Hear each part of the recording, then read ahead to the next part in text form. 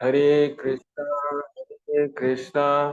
कृष्णा कृष्णा हरे हरे हरे राम राम राम हरे हरे। आप सभी का स्वागत है आज के इस प्रहलाद महाराज के उपदेश और उनकी प्रार्थना के क्रम में। आज चौथा दिन है। तो हम परसों प्रहलाद महाराज की प्रार्थनाओं के बारे में चर्चा कर रहे थे और कुछ श्लोक बच गए थे। तो कई भक्तों के डिमांड पे आज ये एक और क्लास को एक्सटेंड किया गया ताकि प्रार्थना को हम पूरा कर सकें। तो आप सभी का बहुत बहुत धन्यवाद कि पुनः आप सभी लोग जुड़े हैं। और हम चाहेंगे कि जो पिछली बार हमने चर्चा किया था प्रहलाद महाराज की प्रार्थना, उसमें से कुछ महत्वपूर्ण जो आपको याद आ रहा है, आप में से कोई भी अगर बोलना चाहते हैं तो प्लीज अपना हैंड रेज करके बोल सकते हैं। कोई भी एक पॉइंट जो आपको अच्छा लगा हो, स्मरण आ रहा है।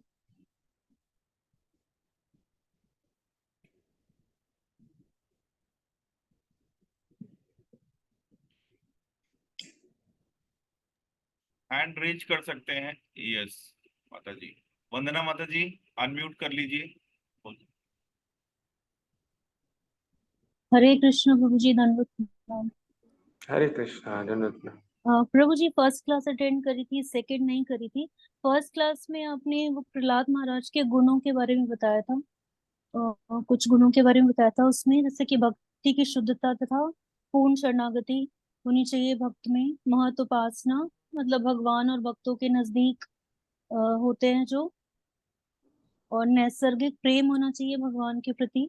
और वैष्णव के जो 26 गुण होते हैं उसमें से एक प्रमुख गुण जो सबसे इम्पोर्टेंट है वो कृष्ण एक शरणम, मतलब सिर्फ भगवान कृष्ण की ही शरण लेनी है, वो मोस्ट इम्पोर्टेंट है। और विनम्रता का गुण बताया था। और भक्त जो है शुद्ध जितेंद्रिय होने चाहिए, जो अपने मन तथा इंद्रियों पे संयम रख पाते हैं। और समदर्शी होने चाहिए, जो सबको एक समान दृष्टि से देख पाए, चाहे कोई भी जीव हो। और एक कंपैशन, करुणा बहुत इंपॉर्टेंट गुण है भक्तों का। ये 7 गुणों के बारे में आपने फर्स्ट क्लास में बताया था गुरु जी। ओके, हरे कृष्ण। आपने पहला जो पहले दिन का जो सत्र हुआ था उसका पूरा पूरा आपने संक्षेप में बता दिया। जी सेकेंड क्लास करी नहीं थी गुरु जी।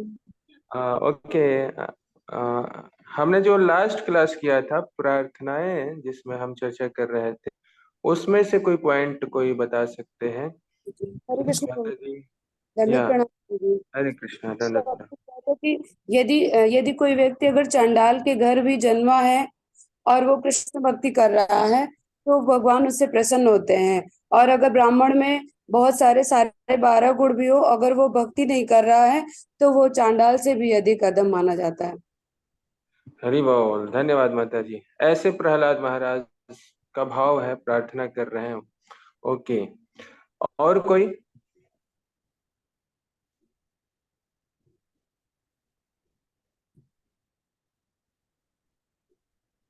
यस माता जी बोलिए। आप म्यूट पे हैं, अनम्यूट कीजिए। प्रभु जी हरे कृष्णा। हरे कृष्णा आपने ये बताया था कि जो है मतलब प्रभु को हमारे भोग की और हमारे किसी भी चीज की सेवा की जरूरत नहीं है, हमें प्रभु की जरूरत है। इसलिए हम प्रभु की सेवा कर रहे हैं, उन्हें भोग कर रहे हैं, उनको याद कर रहे हैं और उनको प्यार कर रहे हैं। जय हो, आपने सार बता दिया प्रार्थना का। धन्यवाद माता जी। ओके, सो ठीक है, आगे बढ़ते हैं, नहीं तो ऐसा लगेगा कि फिर से क्लास करनी पड़ेगी, प्रार्थनाएं पूरी नहीं हो पाएंगी। हरे कृष्णा। तो हम 7वें स्कंद के 9वें अध्याय से चर्चा कर रहे थे जिसमें प्रहलाद महाराज की प्रार्थनाएं हैं। और हमने प्रारंभ से चर्चा करते हुए कि किस प्रकार से सभी लोग ब्रह्मा सहित देवता लोग जो हैं वो नरसिंह देव को शांत नहीं कर पा रहे थे। और भयभीत भी थे। और यहाँ तक कि लक्ष्मी जी भी नजदीक नहीं जा रही थी। और फिर ब्रह्मा जी प्रहलाद महाराज को कहते हैं आगे बढ़ने के लिए, और प्रहलाद महाराज आगे बढ़ते हैं और फिर भगवान को बहुत ही प्रेम से देखते हैं, और इस प्रकार से वो अपनी प्रार्थना शुरू करते हैं। भगवान जो है उनके सर पे स्पर्श करते हैं। उसके बाद प्रहलाद महाराज की प्रार्थना शुरू होती है। और प्रारंभ में प्रहलाद महाराज बोलते हैं कि मैं तो असुर कुल से हूँ, ये इतने बड़े पद पे इतने सतोगुणी लोग जो हैं, इनकी प्रार्थनाओं से आप शांत नहीं हो सकते, प्रसन्न नहीं हो सकते यदि, तो मैं कौन हूँ आपको शांत या प्रसन्न करने वाला। तो अपना विनम्रता का जो भाव है उसको प्रदर्शित कर रहे हैं। और फिर उसके बाद कई श्लोकों के माध्यम से भगवान का गुणगान करते हैं प्रहलाद महाराज। और आपने जो भी अभी बताया कि किस प्रकार से वो बोल रहे हैं कि आप आत्मतुष्ट है, आपको किसी चीज की जरूरत नहीं है, लेकिन ये आपकी कृपा है कि हमें ये अवसर प्रदान करते हैं जिससे कि हमारा कल्याण हो सके। और अब हमने लगभग 22-23 श्लोकों तक चर्चा किया था और पढ़ा था उसको। आगे हम उसको कंटिन्यू करते हैं 43 नंबर श्लोक तक, या ये समझ लीजिए पूरा अध्याय ही अभी चलेगा प्रहलाद महाराज की प्रार्थना। तो इसके बाद प्रहलाद महाराज श्लोक संख्या 21 हम पढ़ते हैं, जिसमें बहुत ही महत्वपूर्ण बात बताई गई है। माया मना सृजति कर्ममयं बलीयः कालेन चोदित गुणानुमतेन पुंसः छन्दोमयं यद् जयार्पित षोडसारं संसार चक्रम अजकोटि तरेत त्वदन्यः।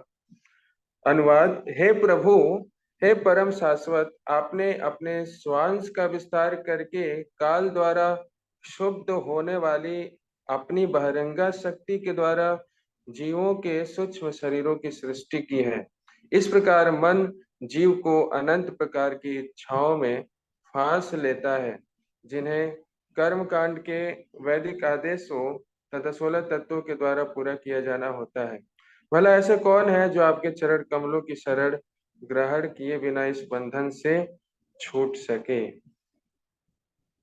तो यहाँ पे प्रहलाद महाराज जो है बता रहे हैं कि किस प्रकार से भगवान के चरण कमल ही वही एक हमारे लिए आशा की किरण है।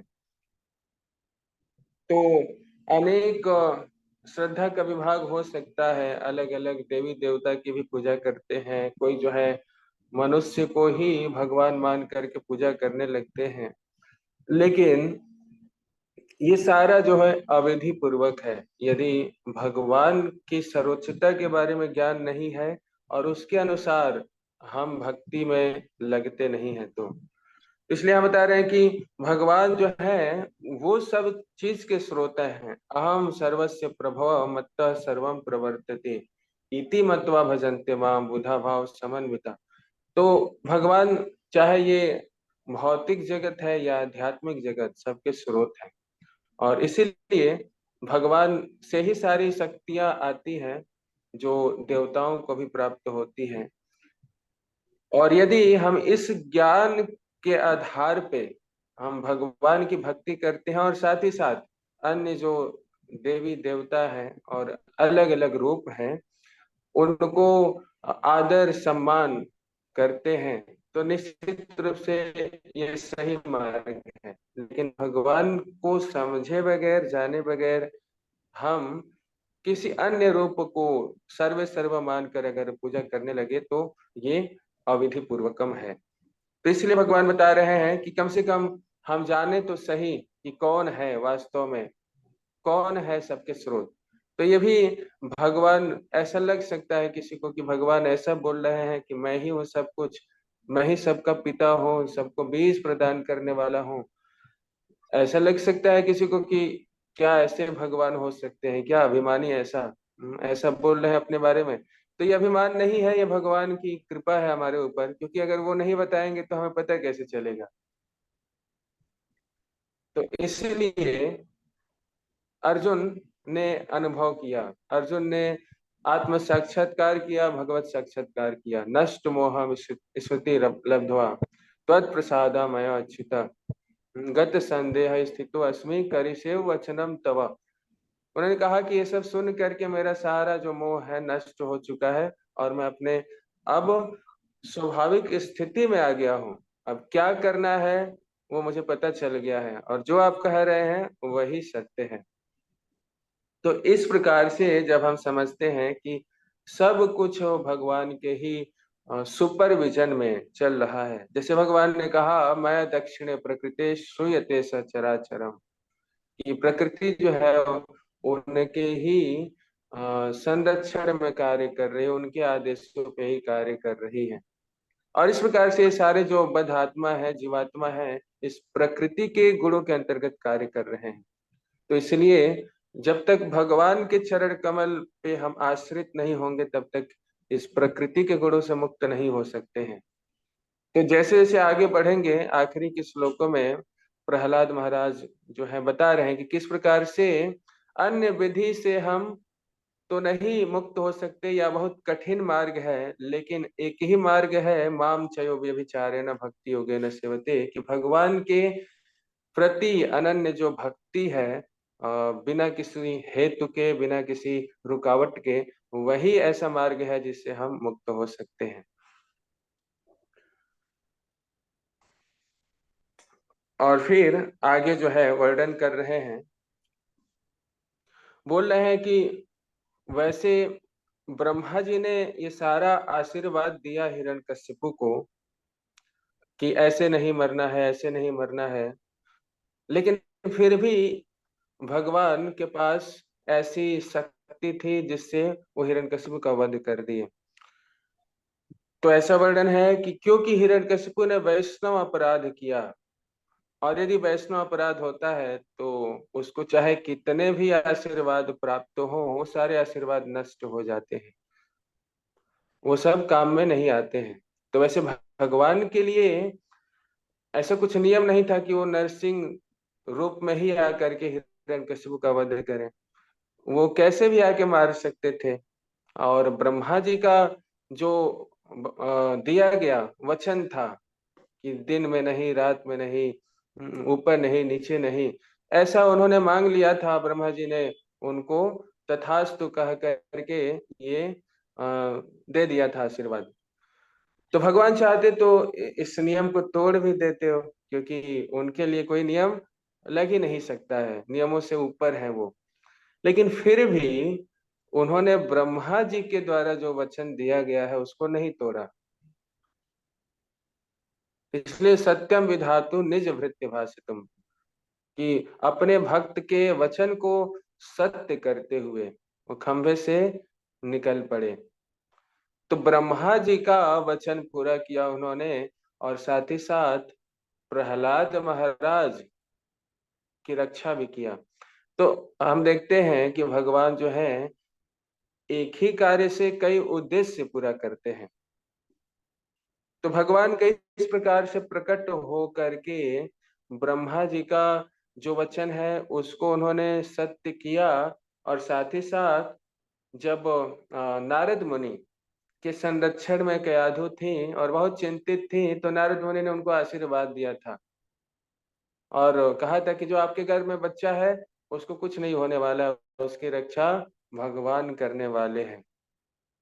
और फिर ऐसा जो आशीर्वाद वचन जो नारद मुनि का था वो भी सत्य हुआ। भगवान ने हमेशा रक्षा किया और इस समय आकर के नरसिंह देव के रूप में उन्होंने रक्षा किया ही। तो इसलिए भगवान कहते हैं अर्जुन को बुलवा रहे हैं, अर्जुन से घोषणा करवा रहे हैं, कौन्तेय प्रतिजानहि न मे भक्त्या प्रणश्यति, कि तुम घोषणा करो कि मेरे भक्तों का कभी नाश नहीं होता है, और जो मेरे भक्त वचन देते हैं उसका मैं पूरा ध्यान रखता हूँ। तो देखिए भगवान रक्षा प्रदान किए, स्वयं यहाँ पे नारद मुनि ही कह रहे हैं कि किस प्रकार से गजेंद्र का रक्षा किया भगवान ने। गजेंद्र जो है वो पिछले जन्म में इंद्रदुम नामक राजा थे और उनसे अपराध हुआ ऋषि के प्रति, और ऋषि का श्राप उनको प्राप्त हुआ कि अगले जीवन में आप हाथी बन जाएंगे। और फिर वो हाथी बने, लेकिन पिछले जीवन में जो किया गया भक्ति थी, उसका प्रभाव था कि जब वो मगरमच्छ के द्वारा पकड़े गए और उसके बाद युद्ध चलता रहा काफी समय तक, और एक समय ऐसा आया कि हाथी की शक्ति क्षीण होने लगी, और फिर उनको तुरंत ही स्मरण आ गया भगवान का, क्योंकि उन्होंने पिछले जीवन में भक्ति किया था। तो इसलिए भक्ति जो है, जो भक्ति किया गया है, वो भक्ति हमारी रक्षा करती है। तो गजेंद्र का इस प्रकार से भगवान ने रक्षा किया, तुरंत भगवान वहां प्रकट हुए। और फिर परीक्षित महाराज के बारे में कह रहे हैं कि परीक्षित महाराज जो है वो भी गर्भ में थे और अश्वत्थामा ने ब्रह्मास्त्र छोड़ दिया, और वहां पे सभी लोग उपस्थित हैं, अर्जुन, भीम, नकुल, युधिष्ठिर सब उपस्थित हैं, लेकिन उत्तरा जो है वो भगवान की तरफ भाग रही हैं, दौड़ रही हैं, पाही पाही महायोगी, देवे देवे जगतपते, कि बचाइए, क्योंकि यहाँ पे सभी हैं, लेकिन इस स्थिति में इस ब्रह्मास्त्र से रक्षा कोई नहीं कर सकता है। और फिर भगवान जो है वहां पे उस समय परीक्षित महाराज की रक्षा किए।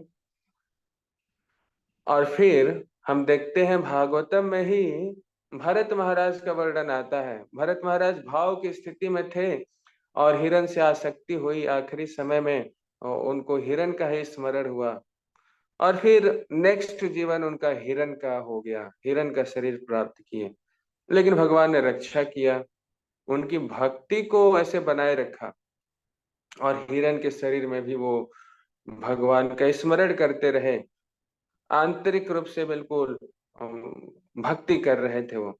और फिर उसके बाद हिरण के बाद वो नेक्स्ट ब्राह्मण कुल में जन्म हुआ, जड़ भरत हुए, और फिर उस जीवन में उन्होंने फिर भगवत धाम को प्राप्त किया।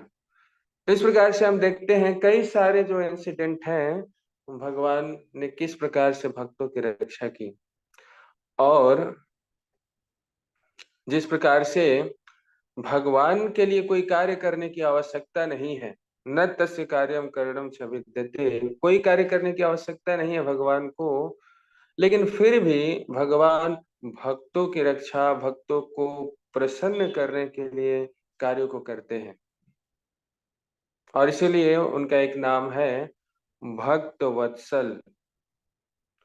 तो भक्तों की प्रसन्नता के लिए कार्य करते हैं भगवान। और फिर आगे जो है प्रहलाद महाराज प्रार्थना अपनी कंटिन्यू रखते हैं और बोलते हैं कि आप सब कुछ हैं। जैसे ब्रह्मा जी प्रार्थना करते हैं कि अंडांतरस्थ परमाणु छेदंतरस्थम, कि आप कण कण में, अणु अणु में विद्यमान हैं, उपस्थित हैं, अपने शक्तियों के माध्यम से व्याप्त हैं। तो इसलिए इस जगत का जो है सृजन, पालन और संहार करने वाले आप ही हैं। तो यहां से हम ये समझ सकते हैं कि आध्यात्मिक जगत में और भौतिक जगत में कुछ भी हम भगवान से अलग कुछ हम देख ही नहीं सकते हैं। हर चीज जो है वो भगवान की ही शक्ति है। एकस्त्वमेव जगदेतम, कहा गया है कि सब आप सब कुछ हैं। तो एक अर्थ में जो कुछ भी हम देख रहे हैं इस भौतिक जगत में भी, वो भी भगवान ही है, भगवान की शक्ति है। इसलिए कहा जाता है कि हर कण कण में भगवान है, इसका मतलब हर पत्थर में भगवान है, लेकिन हर पत्थर भगवान नहीं है। दोनों चीज है, हर पत्थर में भगवान है लेकिन हर पत्थर भगवान नहीं है। अचिंत वेदा वेद है कि हर पत्थर में भगवान है, लेकिन हर पत्थर भगवान नहीं। ऐसा नहीं कि किसी भी पत्थर को हम पूजने लगे तो वो पत्थर भगवान होगा जिसको हम शास्त्रों के माध्यम से प्राण प्रतिष्ठा का जो प्रोसेस है उससे भगवान को वहां पे बुलाया जाता है। तो वो पत्थर फिर जो है विग्रह रूप में वो साक्षात भगवान, तो हमें प्रतिमा नहीं, साक्षात ब्रजेंद्र नंदन, तो स्वयं भगवान जो है प्रकट होते हैं ऐसे पत्थर में। तो इसलिए अचिंत्य वेदा वेद है। तो इस जगत में हम भौतिक वस्तुओं को देख करके भी हम भौतिक दृष्टि से ही देखते हैं, क्योंकि हम जो है इस पंच तत्व से ही बने पदार्थों को ही देख सकते हैं। और जब तक हमारा पहचान आइडेंटिफिकेशन केवल इस शरीर के माध्यम से है, तब तक हम ऐसी पदार्थ को भौतिक दृष्टि से ही देख सकते हैं। लेकिन जब हम इस बात को समझते हैं कि भगवान हर जगह व्याप्त है, कुछ भी अलग नहीं है, तो फिर हम हर वस्तु को आध्यात्मिक दृष्टि से देख सकते हैं कि कोई भिन्नता नहीं है भगवान से, क्योंकि भगवान की शक्ति है। इसलिए ये भौतिक जगत भी आध्यात्मिक जगत का ही एक भाग है। तो जिस प्रकार से वही इलेक्ट्रिसिटी जो है कभी ठंडक और कभी गर्म इफेक्ट, कभी ठंडक देती है कभी गर्म देती है, तो ऐसे ही भगवान की ये शक्ति है। तो ये भौतिक जगत है, वो आध्यात्मिक जगत है। वो अंतरंगा शक्ति के अंतर्गत कार्य कर रही है, और यहाँ पे बहिरंगा शक्ति जो है वो कार्य कर रही है, लेकिन स्रोत तो एक ही है, भगवान ही है। तो हम देखते हैं कि भगवान जो है जब कुरुक्षेत्र युद्ध भूमि में भीष्म पितामह ने प्रतिज्ञा लिया, जब दुर्योधन ने देखा कि अरे भीष्म पितामह तो ऐसा लग रहा है कि पांडवों के प्रेम में अपने पूरे उत्साह पूरे ऊर्जा के साथ युद्ध नहीं कर रहे हैं, ये ऐसा लग रहा है कि मारने वाले नहीं हैं इनको, और फिर जा करके वो बहुत क्रोधित हो जाते हैं दुर्योधन। भीष्म पितामह सुनते हैं उनकी बातों को और फिर प्रतिज्ञा लेते हैं, और फिर 5 बार निकालते हैं कि ये 5 बार जो है अगले दिन सुबह सुबह इन 5 पांडवों को वध करने वाले हैं। और इस प्रकार से दुर्योधन प्रसन्न हो जाते हैं और बोलते हैं कि 5 बार मुझे दे दीजिए, क्योंकि भरोसा नहीं है रात भर में अगर आपका शायद बदल जाए प्लान योजना, तो इसलिए 5 बार मुझे दे दीजिए, मैं रखता हूँ, फिर सुबह मैं आपको दे दूंगा। और 5 बार ले लिए, रख लिए अपने पास। और इधर जो है रात्रि के समय में सब लोग जो है अब विश्राम करने वाले हैं, अर्जुन भी विश्राम कर रहे हैं, लेकिन भगवान को हेडेक हो गया, उनका सर दर्द होने लगा। वो सोचने लगे कि भीष्म पितामह ने प्रतिज्ञा लिया है, 5 बार 5 पांडवों का वध करने वाले हैं। और इस प्रकार से भगवान जो है बहुत चिंतित हो गए। अर्जुन तो आराम से सो रहे हैं, फिर भगवान जो है उनके पास जा करके जगाते हैं, उठो उठो, अभी सोने का समय नहीं है। तो ऐसे ही अर्जुन उठते हैं, क्या हुआ क्या हुआ, फिर उनको भगवान ले जाते हैं और दुर्योधन के पास। रात्रि के समय में, दिन में भले ही युद्ध हो रहा है, मित्रता शत्रुता की भावना है, लेकिन रात्रि में केवल मित्रता की भावना है, उस समय युद्ध नहीं होना है। तो ये युद्ध की नीति थी।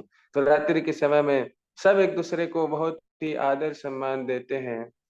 एक शत्रु भी जो है वो दूसरे के घाव पे मलहम पट्टी लगाता है, आराम देता है। तो इस प्रकार की भावना है।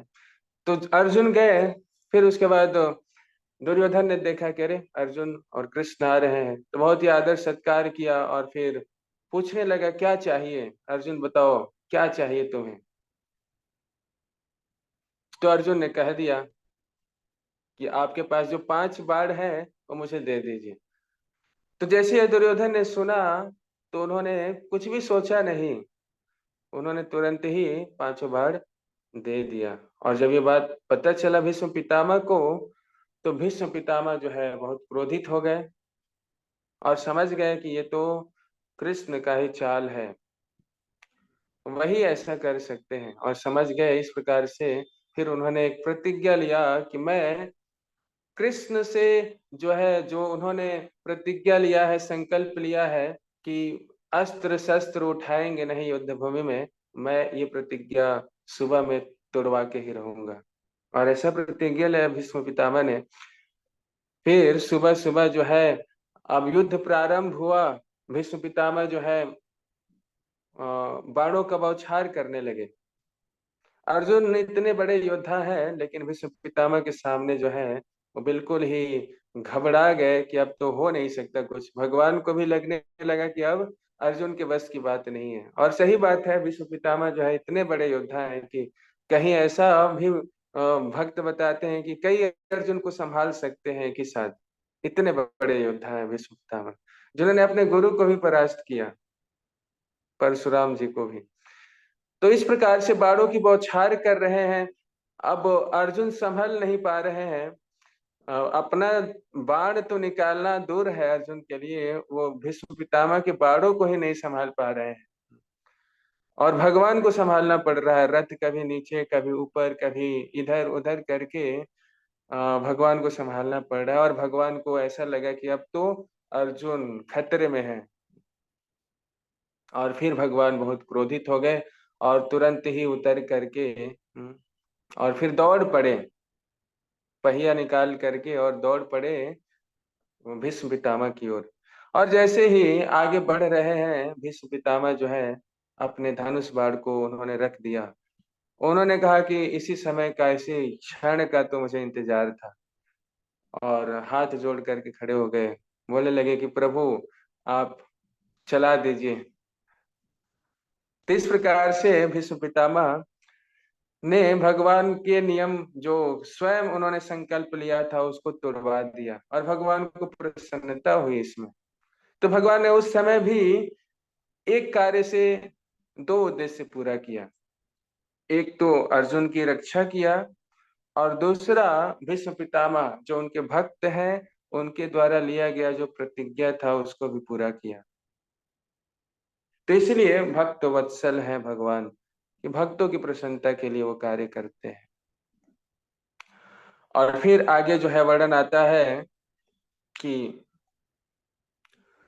इस विराट जगत के बारे में वर्णन कर रहे हैं प्रहलाद महाराज कि किस प्रकार से भगवान विस्तार करते हैं अपना। तो देखिए, भगवान जो है उनका विस्तार होता है। बलराम जी जो पहले पहले विस्तार हैं बलराम जी, और उसके बाद फिर चतुर्व्यूह जो है वो होते हैं वासुदेव, संकर्षण, प्रद्युम्न और अनिरुद्ध। और फिर उसके बाद पुनः संकर्षण से नेक्स्ट चतुर्व्यूह का विस्तार होता है। और फिर उसके बाद संकर्षण से महाविष्णु आते हैं, कर्णोदक्षाई विष्णु। और फिर कर्णोदक्षाई विष्णु के रोम क्षेत्रों से अनंत ब्रह्मांड प्रकट होते हैं।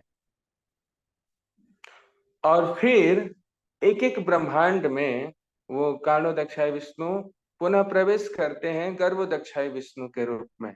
तो हर ब्रह्मांड में गर्भोदक्षाई विष्णु प्रवेश कर जाते हैं, और आधा उस ब्रह्मांड के भाग को पानी से भर करके उसमें लेट जाते हैं। और फिर वही गर्भोदक्षाई विष्णु के नाभि से जो कमल प्रकट होता है, और उस कमल पे ब्रह्मा जी प्रकट होते हैं। तो हर ब्रह्मांड में एक ब्रह्मा जी होते हैं जो गर्भोदक्षाई विष्णु से प्रकट होते हैं। और फिर कण कण में, उस ब्रह्मांड के कण कण में भगवान जो है वो व्याप्त हो जाते हैं परमात्मा रूप में, जिनको हम क्षीरोदक्षाई विष्णु बोलते हैं। तो देखिए, कृष्ण से लेकर के, गोलोक से लेकर के और इस भौतिक जगत तक कण कण में भगवान जो है वो व्याप्त है। तो इसलिए कोई भी ऐसा वस्तु हो ही नहीं सकता है जो भगवान से अलग हो। परास्य शक्तिर विविधय व श्रूयते। तो हो सकता है कि हमें अपनी इंद्रियों से दिखाई ना दे भगवान। ये ऐसे ही है जैसे कि रुई से धागा बनता है, रुई से धागा बनता है, लेकिन जब धागा बन जाता है तो रुई नहीं दिखाई देता है। और फिर उस धागे से वस्त्र बनता है, कपड़ा बनता है, और जब कपड़ा बन जाता है तो फिर धागा नहीं दिखाई देता है। लेकिन ये एग्जिस्टेंस तो तीनों का ही है, रुई का भी, धागा का भी और कपड़े का भी, लेकिन दिखता नहीं है हमें। तो उसी प्रकार से भगवान जो है वो हर जगह व्याप्त है, हर जगह उनकी शक्ति से ही कार्य जो है वो उसका संचालन हो रहा है। तो पराशर शक्ति विविधा श्वेत, उनकी अनेक शक्तियां हैं जिससे कि ये भौतिक जगत का जो है वो संचालन होता है। तो ब्रह्मा जी नहीं समझ पाए, जब प्रकट हुए उनके नाभि से, तो वो समझ नहीं पाए कि उनका उद्गम कहाँ से हुआ है, या अपने माता पिता को ढूंढ रहे थे, वो मिले ही नहीं उनके माता पिता कौन है। तो फिर वो कई सालों तक तपस्या किए, सैकड़ों साल तक तपस्या किए, और फिर तपस्या करने के बाद जब वो भगवान उस तपस्या से प्रसन्न हो करके उनको उन्होंने ज्ञान दिया, तब ब्रह्मा जी को समझ में आया कि मैं कहाँ से प्रकट हुआ हूँ। तो उस कमल लाल में ही 14 लोक है, 14 भुवन है, और उसमें वो घूमते रहे, लेकिन कहीं भी उनको पता नहीं चला कि स्रोत क्या है। तो इस प्रकार से ब्रह्मा जी भी समझ नहीं पाए जब तक कि भगवान ने उनको वो कृपा प्रदान नहीं किया। तो देखिए, आज के वैज्ञानिक जो है वो तो बोल देते हैं, कुछ समझ में नहीं आता है तो बोल देते हैं कि एक बहुत ही छोटा सा पॉइंट था, और ऐसा था कि टेम्परेचर जो है मेजरेबल नहीं था, उसका अलग अलग पैरामीटर जो है मेजरेबल नहीं था, और वही विस्फोट हुआ और उससे फिर ये सृष्टि बन गई, क्रिएशन हो गया। तो ब्रह्मा जी नहीं समझ पाए, और तो उन्होंने तपस्या किया जानने के लिए। लेकिन आज जो है वैज्ञानिक वो इस प्रकार से बिग बैंग थ्योरी कि एक छोटे से कण से ही विस्फोट हुआ और पूरा ये सृष्टि बन गई, तो इस प्रकार के विचारधाराएं, इस प्रकार के सिद्धांतों को प्रस्तुत करते हैं। लेकिन ये तो बहुत ही कोई भी बुद्धिमान व्यक्ति समझ सकता है कि जब भी विस्फोट होता है तो वहां सृष्टि नहीं हो सकती है, कुछ चीजें अरेंज नहीं हो सकती है, इतना सिस्टमेटिक ऑर्गेनाइज नहीं हो सकती है। विस्फोट जहाँ होता है वहां तो लोग भागते हैं, और सब कुछ तो तहस नहस होने वाला होता है। तो ये बहुत ही कॉमन सेंस है, एक कोई भी व्यक्ति समझ सकता है। तो इसलिए ऐसी थ्योरी जो है हम पढ़ते हैं, और एक्चुअली ऐसी थ्योरी पढ़ा करके भगवान को मार देने का प्रयास किया जाता है, भगवान को वध कर दिया जाता है, इस प्रकार से थ्योरी पढ़ा करके और पढ़ करके। ऐसा थ्योरी पढ़ जो पढ़ेगा वो कैसे समझ पाएगा कि अहम सर्वस्य प्रभो, भगवान सबके स्रोत है। उसके दिमाग में ऐसा चीज डाल दिया जाएगा कि विस्फोट हुआ इस प्रकार से और फिर सृष्टि की रचना हुई, तब तो भगवान को कभी स्वीकार ही नहीं कर पाएगा। लेकिन बुद्धिमान व्यक्ति जो है वो समझ सकते हैं। तो इसलिए ज्ञान जो है हमें एक प्रामाणिक गुरु, प्रामाणिक परंपरा से प्राप्त करनी चाहिए, जिससे कि हमें सही ज्ञान प्राप्त हो। नहीं तो फिर ऐसा ज्ञान जो है कि बिग बैंग थ्योरी, एक पॉइंट से सृष्टि बनी है विस्फोट होकर के, या फिर ऐसे भी सिद्धांत है कि अ, हमारे पूर्वज जो हैं बंदर थे, हम बंदर के औलाद हैं, डार्विन थ्योरी। तो इस प्रकार के सिद्धांतों को पढ़ेंगे तो इससे क्या होगा कि भगवान भगवान कभी आएंगे ही नहीं। ईश्वर विहीन सभ्यता यही है जो आज गॉडलेस सिविलाइजेशन है। तो हर शिक्षा प्रणाली में भगवान को हटा दिया गया है ऐसे सिद्धांतों को पढ़ा करके।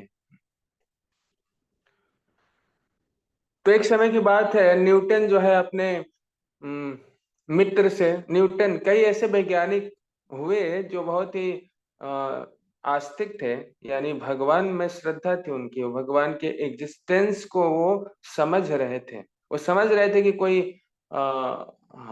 हाईली पावर है, हायर पावर है जिससे ये सारा कुछ चल रहा है। तो न्यूटन भी उनमें से एक थे।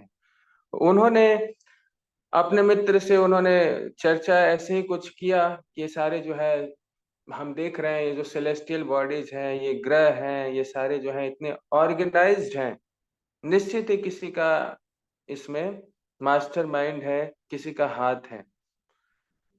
तो उसके मित्र ने कहा, क्योंकि वो नास्तिक था, उसे भगवान के बारे में कुछ नहीं पता था, उसने कहा कि ये सब ऐसे ही क्रिएशन हुआ है, बाई चांस ये सब हो गया है। तब न्यूटन ने सोचा ठीक है, और 2 दिन के बाद अपने घर पे बुलाया अपने मित्र को, इनवाइट किया उन्होंने। और 2 दिन में उन्होंने एक ऐसा मॉडल तैयार किया था घर में ही, छोटा सा मॉडल, जिसमें वो सारे ग्रह को सिस्टमेटिक अरेंज किए थे, और फिर कुछ सेटिंग करके वो रोटेट करा रहे थे सबको। एक मॉडल था। तो उनके मित्र आए, और जैसे ही उन्होंने देखा इस मॉडल को, तुरंत ही बहुत आश्चर्यचकित हो गए कि ऐसा कैसे हो रहा है, किसने बनाया है ये। तो न्यूटन ने कहा कि किसने बनाया नहीं है, मैं रात को सोया हुआ था, और जैसे ही सुबह उठ करके देखा तो अचानक प्रकट हो गया ये। तो उसका मित्र ने कहा कि ऐसा कैसे हो सकता है, ये तो बहुत मूर्खता वाली बात है। किसी ने बनाया होगा ना। कोई भी चीज जैसे फैन है, टेबल है, अपने आप तो प्रकट होती नहीं है, कोई तो बनाता है उसको। तो न्यूटन ने उनको कहा कि यही तो मैं आपको समझाने का प्रयास कर रहा हूँ, कि ये जो है, आप बोल रहे हैं कि इतने सारे जो ये छोटा सा जो मॉडल है, इसको बनाने के लिए कोई चाहिए, कोई जो है किसी का बुद्धि दिमाग चाहिए। तो इतना बड़ा जो सिस्टम है, यूनिवर्सल सिस्टम है, क्या ऐसे ही चलने वाला है बिना बुद्धि का, बिना दिमाग का? तो इसलिए यूनिवर्सल सिस्टम को चलाने के लिए भी कोई ऐसा बुद्धि चाहिए। और इस प्रकार से अपने मित्र को उन्होंने समझाया। तो इसीलिए कोई भी चीजें जो है बाई चांस नहीं आने वाली हैं। तो एक बार एक क्लास में टीचर जो है बच्चों से पूछ रहे थे कि अच्छा ये बताओ बच्चों, ये फैन दिख रहा है ना? तो बच्चे ने कहा कि हाँ, फैन दिख रहा है। टीचर ने कहा कि फैन दिख रहा है मतलब फैन है। फिर कहा कि ये चेयर दिख रहा है। बच्चों ने कहा हाँ, चेयर दिख रहा है। तो टीचर ने कहा चेयर दिख रहा है, इसका मतलब चेयर है। फिर उन्होंने कहा कि अच्छा ये बताओ, भगवान दिख रहे हैं? तो बच्चों ने अ, कहा कि नहीं, भगवान दिख तो नहीं रहे हैं हमें। तो टीचर ने कहा कि हेंस प्रूव्ड, कि भगवान नहीं है। तो जो दिख रहा है वो है, जो नहीं दिख रहा है इसका मतलब वो नहीं है। तो उसमें से एक चालाक बच्चा था, उसने अपना हैंड रेज किया, और टीचर ने कहा कि क्या बात है, आपको कुछ डाउट है? तो बच्चे ने कहा कि मेरे पास कुछ प्रश्न है, आप जवाब देना चाहेंगे? तो टीचर ने कहा ठीक है। तो बच्चे ने कहा कि आपको फैन दिख रहा है? टीचर ने कहा कि हाँ, फैन दिख रहा है। तो बच्चे ने कहा इसका मतलब फैन है। फिर बोला कि चेयर दिख रहा है? टीचर ने कहा चेयर दिख रहा है। तो चेयर है। फिर बच्चे ने कहा कि आपकी बुद्धि दिख रही है? तो टीचर ने कहा नहीं, बुद्धि तो नहीं दिख रही है। तो बच्चे ने कहा इसका मतलब आपके पास बुद्धि नहीं है, बुद्धू हैं आप। तो फिर टीचर को समझ में आया कि ऐसा नहीं है कि जो नहीं दिखता है वो नहीं है। बहुत सारी चीजें ऐसी हैं जो नहीं दिखती हैं। हमें हवा दिखता है क्या? लेकिन हवा तो है ना। बहुत सारे ऐसे रेज हैं जो नहीं दिखते हैं, इलेक्ट्रॉन प्रोटॉन भी कहाँ दिखते हैं हमें, लेकिन हम पढ़ते हैं उसी को, उसके मास को भी पढ़ते हैं, इतना मास होता है, इतना चार्ज होता है, सब कुछ पढ़ते हैं, लेकिन कभी दिखने वाला नहीं है। या उससे भी छोटे छोटे जो कण है, और भी छोटे छोटे जो जीवाणु कीटाणु हैं, हम देख नहीं पाते हैं, लेकिन इसका मतलब ये नहीं है कि नहीं है। तो इसलिए अगर कोई ऐसा सोचे कि जो दिखेगा वही है, जो नहीं दिखेगा वो नहीं है, इसका मतलब वो बड़ा मूर्ख है।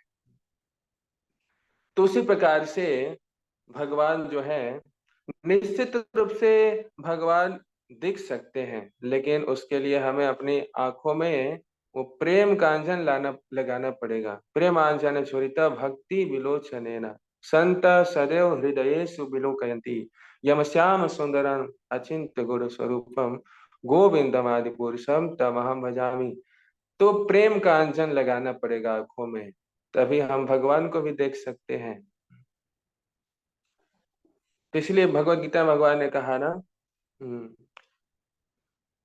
यह पश्यति सर्वम सच हमें न प्रणश्यति, ऐसे श्लोक में उन्होंने बोला कि जो मुझे देखता है हर जगह, उसके लिए मैं बहुत सुलभ हूँ।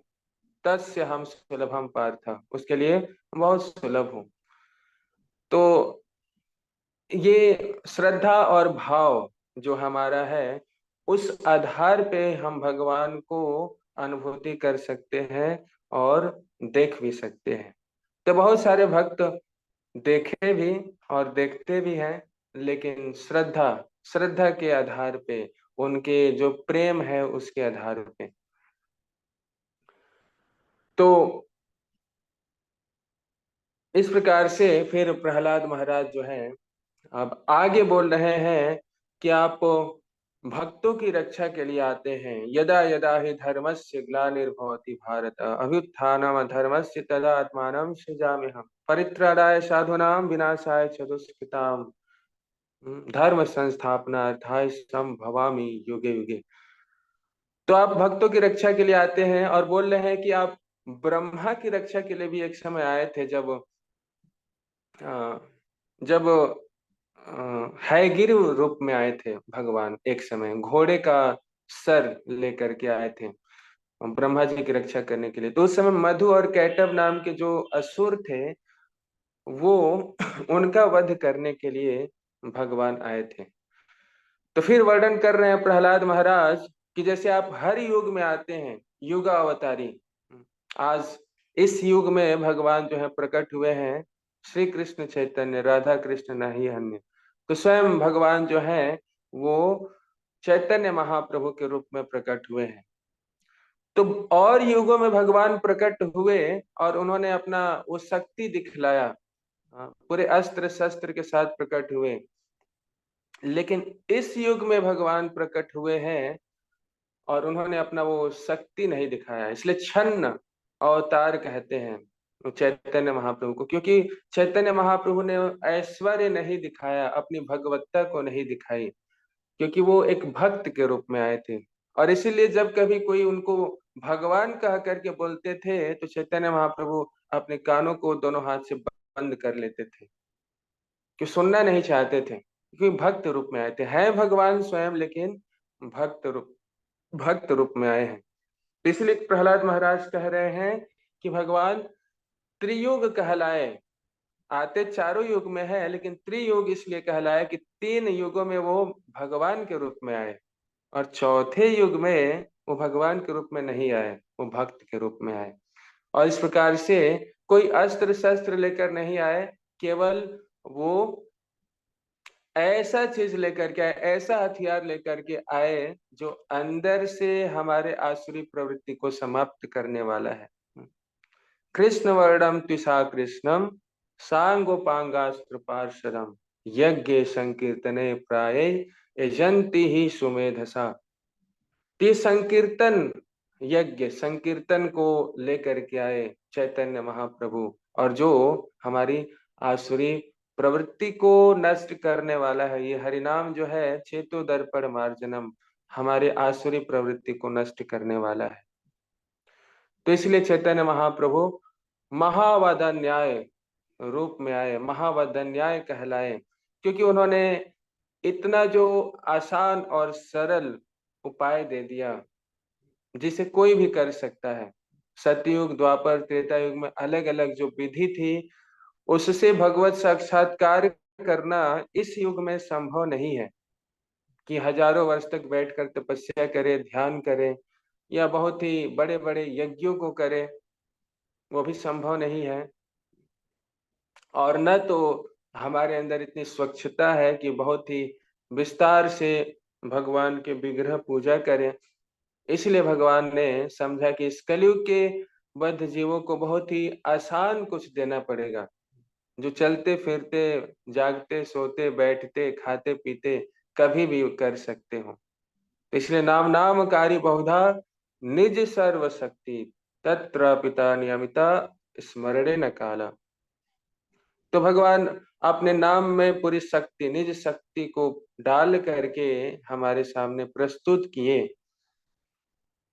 और इसीलिए अभिनत्वा नाम नामिनो, क्योंकि भगवान ने सारा शक्ति डाल दिया नाम में, तो नाम और भगवान में कोई अंतर रहा ही नहीं, तो नाम ही भगवान है। तो इस प्रकार से भगवान ने ये सरल उपाय दिया, लेकिन दुर्भाग्य है हमारा कि हम इसको भी नहीं स्वीकार कर पा रहे हैं। और फिर आगे बढ़ते हैं तो प्रहलाद महाराज कहते हैं कि मेरी दशा उस पुरुष की भांति है जिनकी कई पत्नियां हैं। तो आप सोचिए, एक ऐसा पुरुष जिसकी कई पत्नियां हैं और सबके अलग अलग विचार हैं, आपस में प्रेम नहीं है, वो तो होता नहीं है कलयुग में, और अलग अलग विचार हैं, तो उस पति देव की हालत क्या होने वाली है। तो भगवान कृष्ण ही है जो असंख्य लोगों को संभाल सकते हैं, लेकिन उनके अलावा और कोई नहीं है जो एक को भी संभाल पाए। तो बोल रहे हैं प्रहलाद महाराज कि मैं ऐसा पुरुष हूं जिनकी कई पत्नियां हैं। वैसे प्रहलाद महाराज बोल रहे हैं तो आप लोग ये मत समझिएगा कि सही बात है, प्रहलाद महाराज के साथ ऐसा ही था, वो हमारे लिए बोल रहे हैं हमारे साथ ऐसा है। तो हमारी कई पत्नियां हैं। कौन कौन सी पत्नी है? तो सब लोगों ने इतनी पत्नियों से विवाह किया है।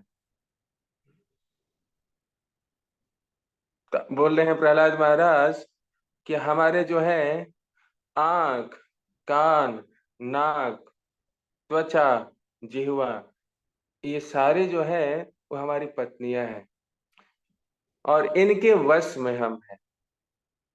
क्योंकि कान जो है वो अनियंत्रित है, वो भगवान की कथा को नहीं सुनने वाला है, इस संसारिक बातों को सुनने वाला है।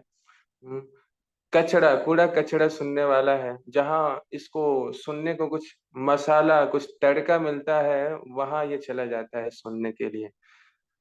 नाक जो है वो भी ऐसे सुगंधों के पीछे भागती है, तो जहां इसको गंध मिलेगा वहां भागती है।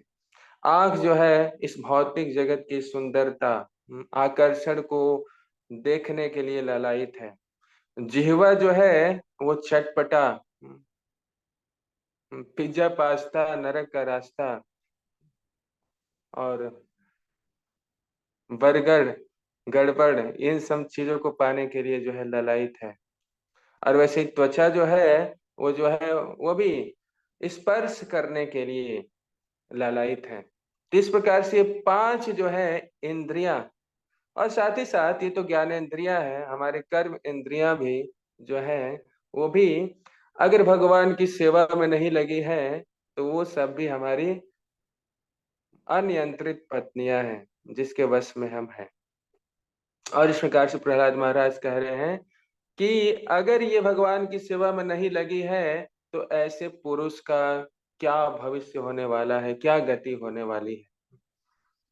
तो 5 पत्नियां या 5 से 10 पत्नियां हैं किसी पुरुष की, और सबके विचार अलग अलग हैं, किसी का भी मेल जोल नहीं है, तो उस पति की जो हालत होने वाली है, वैसे ही हम सभी की हालत है यदि ये सारे ज्ञानेंद्रिया, कर्मेंद्रिया भगवान की सेवा में न लगकर इस भौतिक जगत में इंद्रिय तृप्ति के लिए केवल ललायित हैं, तो वो स्थिति क्या होने वाली है। तो इसलिए श्रील प्रभुपाद ने ये कृष्ण भावनामृत को इतना सरल बनाया। कृष्ण भावनामृत, ये इस्कॉन, ये आंदोलन में ऐसे जो उन्होंने प्रोग्राम्स को लाए, जिससे कि हमारे लिए ये विधि नहीं बताई गई कि ठीक है जिह्वा अनियंत्रित है तो इसको खाने के लिए कुछ न दिया जाए। श्रील प्रभुपाद ने ऐसी विधि बताई, ऐसा प्रोसेस बनाया कि खाओ, खूब खाओ, शरीर अनामृत पाओ, लेकिन श्री श्री राधा कृष्ण गुण गाओ। तो प्रसाद के रूप में खाएं, भगवान को अर्पित करके खाएं, तो फिर ये जिह्वा जो है वो नियंत्रित होगी। तो दो चीजें जो है इस नेक्टर ऑफ इंस्ट्रक्शन बताया गया कि दो चीज प्रमुख रूप से अगर नियंत्रित होती है तो फिर बाकी और भी नियंत्रित हो जाती है। सेवन मुखे ही जिह्वा दो, या प्रारंभ जो है वो जिह्वा से ही होता है। जिह्वा को अगर नियंत्रित किया जाए, यानी कि खाने के लिए केवल प्रसाद दिया जाए और इस जिह्वा से भगवान का नाम का उच्चारण किया जाए, तो फिर जिह्वा नियंत्रित होगी, और जिह्वा के नियंत्रण होने से बाकी धीरे धीरे और सारी इंद्रियां भी नियंत्रित होंगी। तो तारे मध्य जिह्वा अति, लोभो माया सुदुर्मति, ताके जेता कठिन संसारे, कृष्णा बड़ा दयामय, कोरी बारी जिह्वा जाए, स्व प्रसाद अन्न दिल भाई, से अनामृत पाओ। तो भगवान का प्रसाद पा करके और राधा कृष्ण गुण गाओ, भगवान का नाम का गुणगान करके इस जीवा को नियंत्रित कर सकते हैं। सेवन मुखे ही जीवा दो, स्वयं एवं स्फुरिति अदह। तो वैसे तो हमारी इंद्रियां जो है बहुत ही अनियंत्रित है, और इन इंद्रियों से हम भगवान को हम नहीं समझ सकते हैं, लेकिन जैसे इस प्रोसेस में हम आते हैं और जिह्वा को नियंत्रित करते हैं प्रसाद और मंत्र से उच्चारण करते हुए मंत्र को, तो फिर धीरे धीरे धीरे धीरे हमारी और इंद्रियां भी ट्रैक पे आने लगती हैं। और ऐसे कई भक्तों का अनुभूति है कि वो जुड़े इस कृष्ण भावनामृत से, तो प्रारंभ में प्रसाद से ही जुड़े, प्रसादम बहुत टेस्टी लगा उनको, और इस प्रकार से वो धीरे धीरे प्रसाद के लिए आते गए, और एक समय फिर हाथ में माला भी आ गया, जिह्वा पे नाम भी आ गया, और फिर जैसे ही नाम आया धीरे धीरे वो भक्त बन गए, धोती कुर्ता तिलक कंठी माला सब पहन लिए, और उसके बाद क्या कहना है, अब श्रवण भी करने लगे, भगवान का प्रसाद खाने लगे, नाचने लगे, गाने लगे, सब कुछ करने लगे। तो प्रारंभ हुआ जिह्वा से ही। इसीलिए बताया जा रहा है कि जिह्वा जो है सबसे प्रमुख है, उसको नियंत्रित करना बहुत जरूरी है। तो प्रसाद खाएं और हरि नाम लें, और इस प्रकार से जिह्वा नियंत्रित होगी। और फिर आगे बता रहे हैं कि भगवान जो है इस उस आध्यात्मिक जगत और इस भौतिक जगत के बीच में एक बैतरणी नदी है, और जो भी बैतरणी नदी के उस पार जाते हैं, मतलब अब आध्यात्मिक जगत में प्रवेश करने वाले होते हैं। तो भगवान उस साइड है और बाकी बद आत्मा इस साइड है। तो कैसे हमारी रक्षा हो, तो प्रहलाद महाराज कह रहे हैं कि यदि हम भगवान के जो जो हाथ है उसको पकड़ लें, तो बहुत आसानी से भगवान हमें इधर से उधर खींच सकते हैं। तो हाथ पकड़ने का मतलब है भगवान के उपदेशों को हम अगर अपने जीवन में उतारें, उसका पालन करें, तो निश्चित रूप से हम इस भवसागर से निकल करके बैतरणी नदी को क्रॉस करते हुए और चले जाएंगे आध्यात्मिक जगत में। इन तीन तापों से मुक्त हो जाएंगे, जन्म मृत्यु जरा व्याधि से मुक्त हो जाएंगे। तो एक बार एक भक्त पूछ रहे थे, ये तो फिर बहुत ही ये भी एक स्वार्थ की भावना है कि आध्यात्मिक जगत में जाने की इच्छा रखना, ये भी तो स्वार्थ ही है ना। भक्ति तो ऐसा होना चाहिए कि भगवान आप जिस प्रकार से व्यवहार करें, निश्चित रूप से स्वार्थ है, लेकिन कम से कम इतनी तो इच्छा रखें पहले कि आध्यात्मिक जगत में जाना है। अब भक्ति विनोद ठाकुर या नरोत्तम दास ठाकुर या ऐसे महान जो आचार्य हुए, उनकी तो इच्छा ये थी कि कीट जन्म हो यथा तुय दास, कि अगर कीड़े मकोड़े का भी जन्म हो तो मुझे मंजूर है, आपकी जैसी इच्छा है वैसा जन्म दीजिए, लेकिन बस एक चीज दीजिए कि हमें अपना दासत्व प्रदान किए रहिए, कि मैं आपका दास बना रहूं, सेवक बना रहूं। तो मुझे स्वर्ग नहीं चाहिए, नरक में भी मैं जा करके सुखी रहूंगा, प्रसन्न रहूंगा, यदि मैं आपका दासत्व को स्वीकार किया हो तो ऐसे आचार्यों की प्रार्थना है। लेकिन हमारी स्थिति बहुत ही अभी नाजुक है, इसलिए हम ऐसी प्रार्थना सुन करके डर जाते हैं। तो कम से कम भगवत धाम जाने की इच्छा रखें कि ठीक है, भगवत धाम जा करके फिर भगवान की व्यवस्था से, भगवान की योजना से पुनः हम कहीं भी सुखी पूर्वक रह सकते हैं। तो इस प्रकार से प्रहलाद महाराज कह रहे हैं कि मुझे एक भय है। कुछ समय पहले उन्होंने कहा कि मुझे कोई भय नहीं है, लेकिन अब बोल रहे हैं कि एक भय है। और वो भय क्या है? वो भय उनको ये है कि इस जगत में जो लोग हैं इतने कष्टों को झेल रहे हैं, उनका उद्धार कैसे होगा, कल्याण कैसे होगा। अपने लिए नहीं सोच रहे हैं। तो बोले हैं कि इन लोगों का कैसे उद्धार होगा, कल्याण होगा। और यही नरसिंह भगवान से वो बोल रहे हैं कि आप भले ही मेरी स्थिति ये है कि मैं गोलोक धाम भी जा सकता हूँ, आपसे कुछ भी मांग सकता हूँ, लेकिन मैं और कुछ मांगने वाला नहीं हूँ। मुझे केवल ऐसा कुछ उपाय बताइए या इस प्रकार की भक्तों की संगति दीजिए और इस प्रकार से मुझे एम्पावर कीजिए कि मैं इस जगत के लोगों का कल्याण कर सकूं या फिर उनकी सहायता कर सकूं, क्योंकि सभी लोग दुखी हैं, कष्ट में हैं, और इसलिए मैं स्वार्थी नहीं बन सकता कि मैं चला जाऊं। तो ऐसे कई संत होते हैं जो अपने जीवन के उद्धार करने के लिए हिमालय में चले जाते हैं। बाकी लोगों की चिंता नहीं रहती है, उनका जीवन उद्धार हो जाए, इसलिए वो एकांत में चले जाते हैं, हिमालय चले जाते हैं या कहीं वन में चले जाते हैं या जहां भी। लेकिन शिला प्रभुपाद भी गए, हिमालय में नहीं गए, वन में नहीं गए। वो कहाँ गए? वो कलयुग की राजधानी में गए, न्यूयॉर्क में गए। सीधे वहीं पे उन्होंने कदम रखा और वहां पे उन्होंने लोगों का कल्याण करने के लिए, ऐसे कष्ट को झेल रहे जीवात्माओं का उद्धार करने के लिए उन्होंने इस कृष्ण भावनामृत को, इस कृष्ण के उपदेश को प्रचार किया और इस प्रकार से उन्होंने सैक्रिफाइस किया। तो उस उम्र में वो चाहते तो वहां वृंदावन में रह सकते थे, आराम से भक्ति कर सकते थे, भजन कर सकते थे, लेकिन उस स्थिति में वो गए और 70 वर्ष की उम्र में गए। 70, लगभग 70 वर्ष का उम्र था। और उसके बाद कितने वर्ष तक, 11-12 वर्ष तक, 12 वर्ष तक, 12 वर्ष में कितनी बार उन्होंने भ्रमण किया पूरे विश्व का, और 108 मंदिरों की स्थापना किया उन्होंने। तो ये ऐसा उम्र है कि आज के समय में हम देखते हैं, या कोई भी 70 वर्ष की उम्र में तो अब फिर उसके लिए चलना मुश्किल होता है, बल्कि कई लोगों को उनकी सेवा में लगना पड़ता है। लेकिन शिला प्रभुपाद जो है 70 वर्ष की उम्र में ऐसे उन्होंने कार्य किया कि एक 20, 25, 30 वर्ष का युवा जो है उसके अंदर इतनी शक्ति नहीं आ सकती है, इतने एनर्जेटिक शिला प्रभुपाद।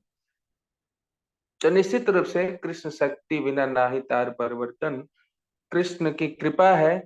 शिला प्रभुपाद उस कार्य के लिए आए थे और फिर उन्होंने सबके लिए समभाव से सब लोगों का कल्याण करने का कार्य किया। तो बिना किसी उच्च नीच, अलग अलग प्रकार के श्रेणी को डिस्टिंग्विश करते हुए उन्होंने समभाव से सबको ये हरि नाम बताया, दिखाया, सिखाया। और इस प्रकार से वो जो है आर्ट ऑफ लिविंग, कैसे रहना है, वो सिखाए ही। और साथ ही साथ आप देखेंगे वीडियो जो यूट्यूब पे है, शिला प्रभुपाद जो आखिरी समय में वो ट्रांसलेशन कर रहे हैं, उपदेश दे रहे हैं, भक्तों को इंस्ट्रक्ट कर रहे हैं कैसे क्या करना है। तो आर्ट ऑफ डाइंग भी उन्होंने सिखाया। तो जिस प्रकार से प्रहलाद महाराज सोच रहे हैं उस प्रकार से शिला प्रभुपाद ने करके दिखाया। और उन्हीं के अनुगत जो और भी उनके डिसाइपल्स हुए, जो सन्यासी हुए और कुछ समय तक अभी थे, अब धीरे धीरे वो भी जा रहे हैं, नित्य लीला प्रविष्ट हो रहे हैं। और आज के समय में भी कुछ है तो वो भी उसी भाव को स्वीकार किए और उसी तरीके से उन्होंने भी जीवों के कल्याण के लिए कार्य किया। तो इसलिए महाप्रभु का आदेश जो है, जन्म सार्थक करी कर परोपकार, अपने जीवन के साथ साथ और लोगों के भला और लोगों के कल्याण के बारे में भी सोचना है। तो इसलिए प्रहलाद महाराज अपने इस भाव से दिखा रहे हैं कि वो कितने करुणामय हैं और सबके बारे में सोच रहे हैं। पर दुखी दुखी एक भक्त का जो लक्षण होता है कि दूसरे के दुख को देख करके दुखी होता है। और फिर आगे बोल रहे हैं कि भक्तों की संगति, इस जगत में भक्तों की संगति बहुत महत्वपूर्ण है, क्योंकि हम अकेले रह करके हम नहीं कर सकते हैं भक्ति, नाम जप नहीं कर सकते हैं, चाहे कितना भी प्रयास कर लें। जैसे भरत महाराज गए वन में, लेकिन उस स्थिति में भी वह आसक्त हो गए हिरन से। तो उनके पास तो एक हिरन था, हमारे पास तो हजारों हिरन है आसपास।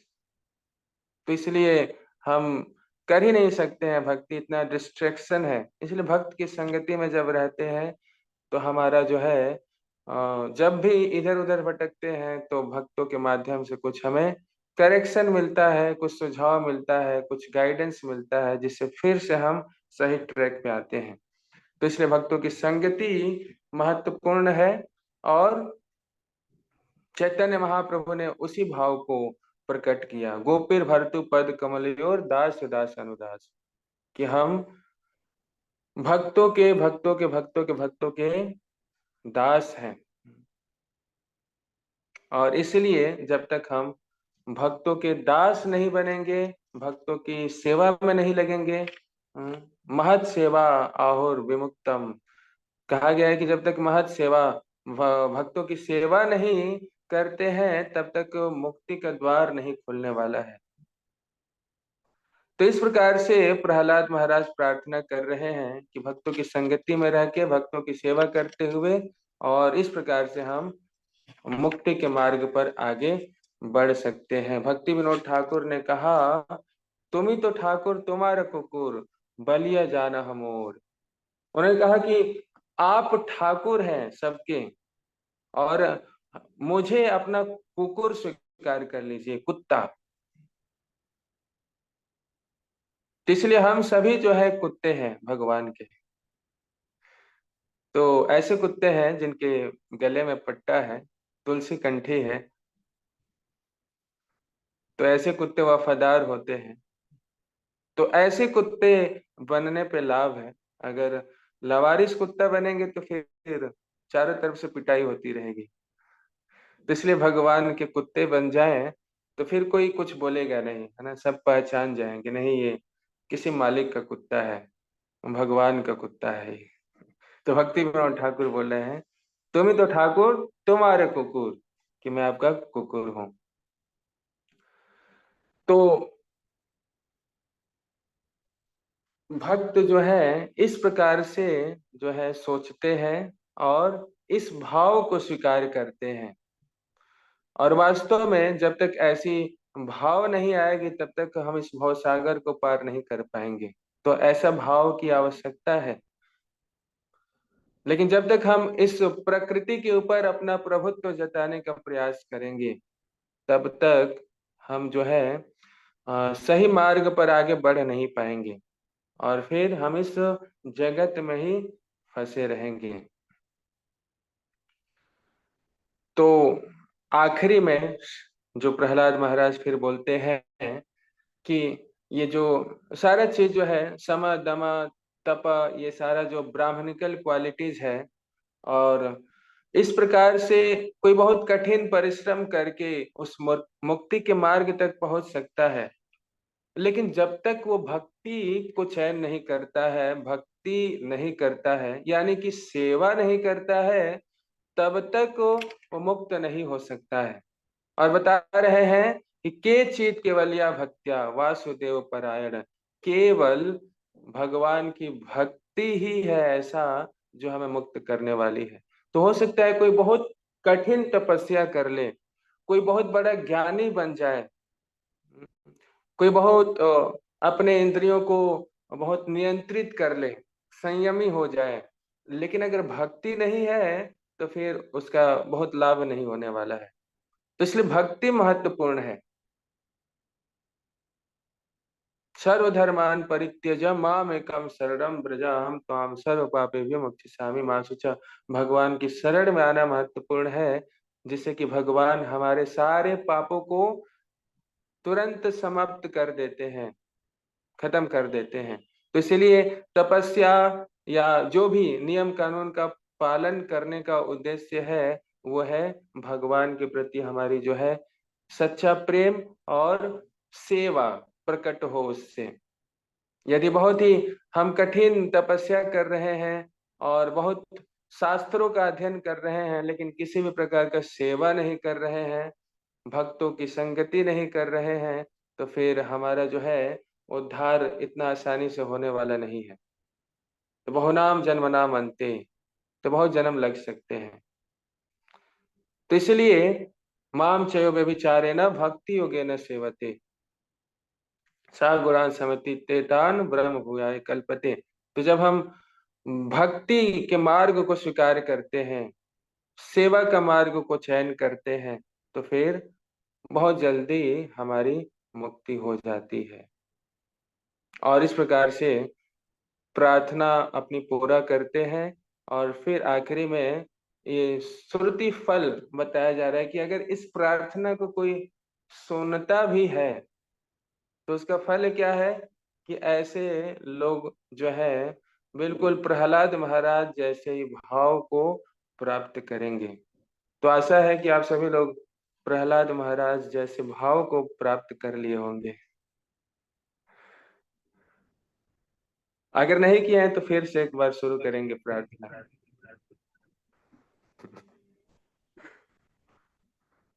तो इस प्रकार से प्रहलाद महाराज की प्रार्थना समाप्त हुई और फिर नरसिंह भगवान जो है वो प्रसन्न हुए।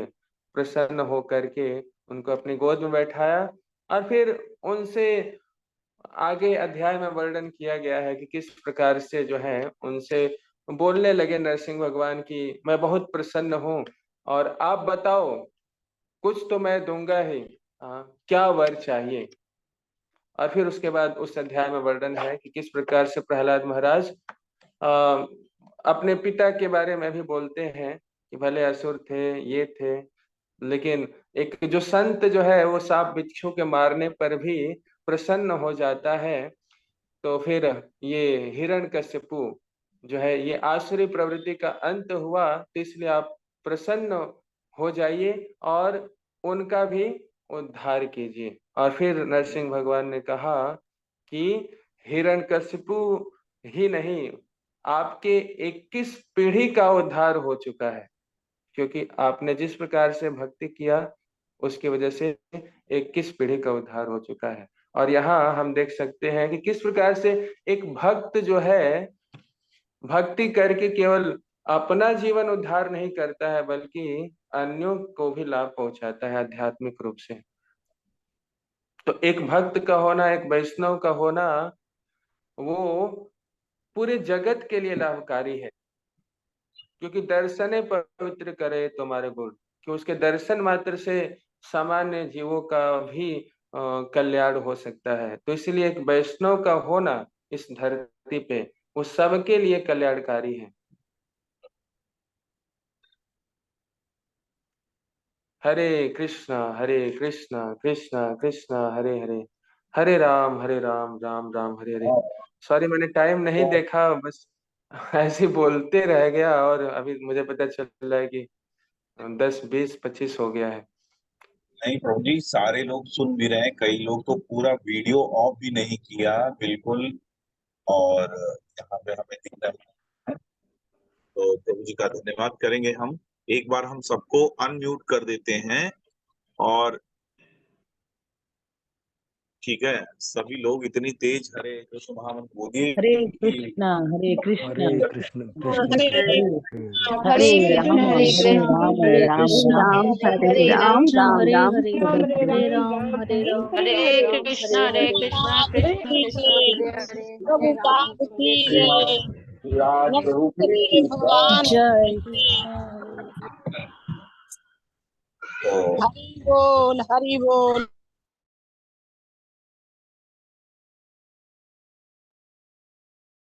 तो प्रभु जी बहुत बहुत धन्यवाद, और भक्तों का भी आभार कि उन्होंने इच्छा जताई कि आज चौथे दिन एक्सटेंड हुई। और रियली प्रभु जी मतलब बहुत ज्यादा कंटेंट मिला। आई होप सबको ही मिला होगा, मुझे तो बहुत ज्यादा ही मतलब चारों ये लेक्चर सुन के आपने इतना सिद्धांत को, कथा भी रही, सिद्धांत भी रहा, तो पूरा फुल पैकेज जो है 4 दिन में मिला। और आज तो खैर क्योंकि कल हमने अनाउंस किया था तो काफी लोग जा चुके थे, हालांकि बाद में हमने भेजा भी था, मैसेज भी भेजा था, लेकिन शायद ज्यादा लोग नहीं ज्वाइन कर पाए। तो प्रभु जी मैंने ये सोचा है ऐसा कुछ करेंगे कि आप की भी जो ऑनलाइन क्लास है और मेरी जो ऑनलाइन क्लास है, हम कुछ ऐसा करेंगे कि मतलब फोर्टनाइटली मतलब 15 डेज पे कुछ ऐसा कंबाइंड करें क्लास, और कि जिससे कि बेनिफिट हो चुके हैं। अब तो खैर मतलब ऐसा कुछ प्लान करेंगे, क्या कहते हैं आप लोग, एग्री करते हैं ऐसा कुछ किया जाए कि प्रभु जी 15 दिन पे या महीने में एक बार हमारी क्लास में आए। तो आज काफी लोग हैं तो कम से कम आप लोग थम्स अप कह सकते हैं। पुष्पांजलि माता जी ने ये थम्स अप कह दिया है, ठीक है। तो किसी का कोई कुछ शेयर करना चाहता है, कुछ अगर कहना चाहता है तो टाइम तो बहुत हो चुका है, लेकिन क्विकली जो है वो बोल सकता है। यहाँ पे ऋतिक प्रभु जो है,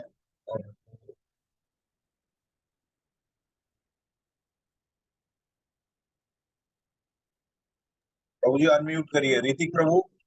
जी प्रभु, हरे कृष्णा प्रभु, दंडवत प्रणाम। तो मेरा कोई प्रश्न तो नहीं है, लेकिन मैं जो है अपनी कृतज्ञता व्यक्त करना चाहूंगा एज ए राज प्रभु द्वारा।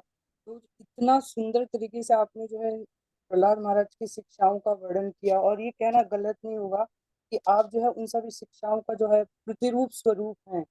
तो मतलब आपके श्री चरणों में बस यही विनती है, ऐसे ही अपना संग प्रदान करते रहिए। और मैं अचिंत गोविंद प्रभु का भी धन्यवाद देना चाहूंगा, उन्होंने जूम टेम्पल के माध्यम से सुंदर जो है क्लास का आयोजन किया। थैंक यू सो मच प्रभु, हरे कृष्णा, दंडवत प्रणाम।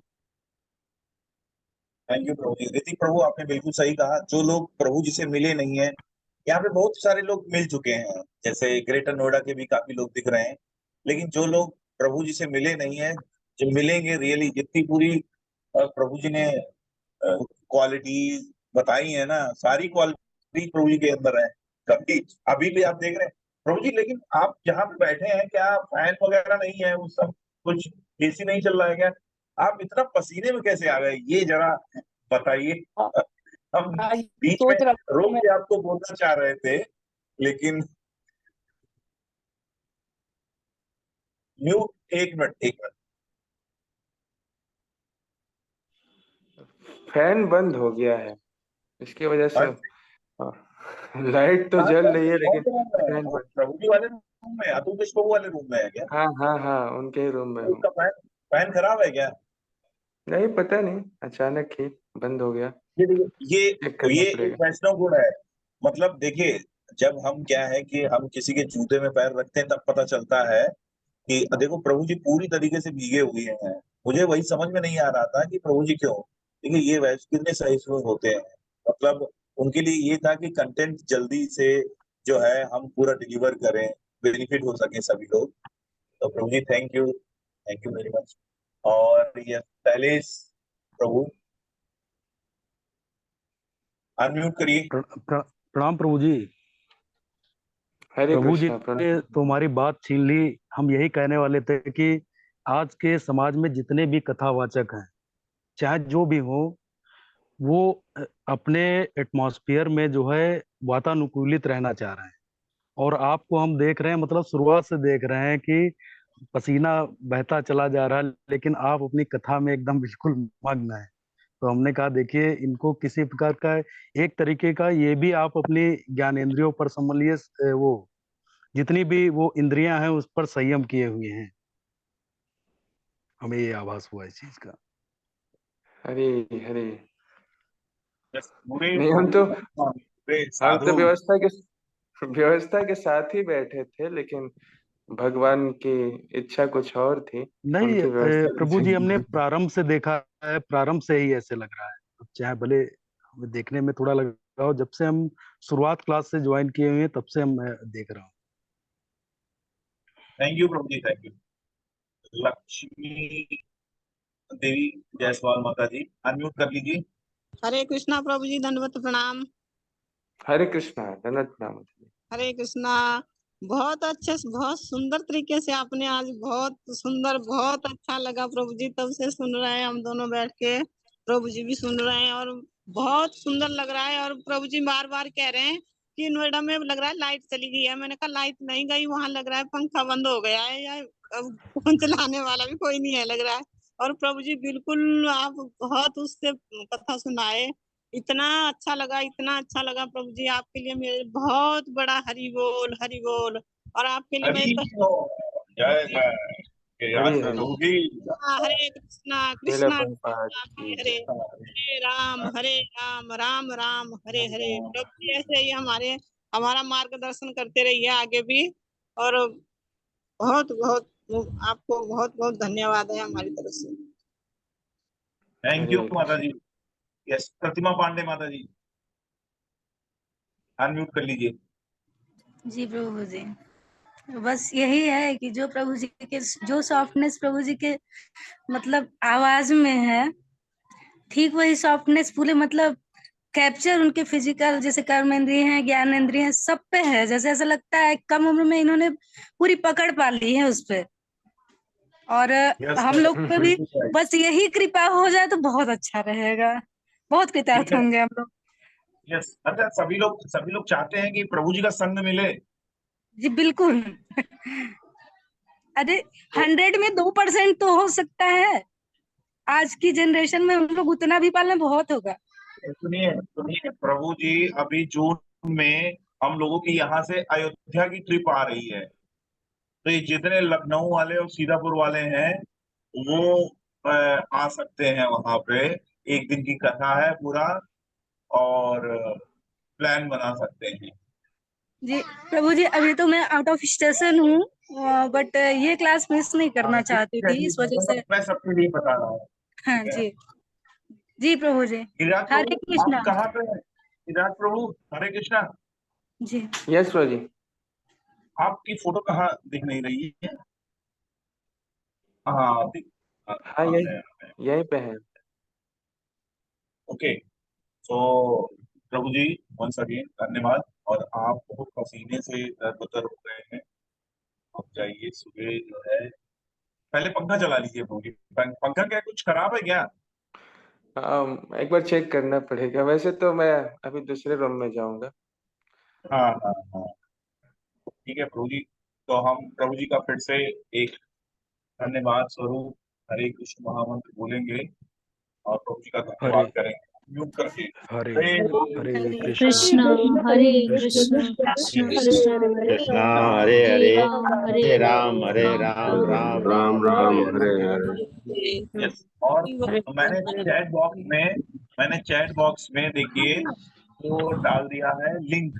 जो प्रभु जी की कथाएं हैं उनका लिंक मैंने डाला है। डे 1 का जो है लिंक डाल दिया है, फिर से अभी डाल रहा हूँ। तो ये आप यहाँ पे कॉपी करके उसको चैनल को सब्सक्राइब कर लीजिए। बाकी सारे डे की जो कथाएं हैं वो इसी पे मैं भेजूंगा। तो आप लोग सुन सकते हैं। और चौथे दिन का जो कथा है वो आज मैं कल तक अपलोड करूँ।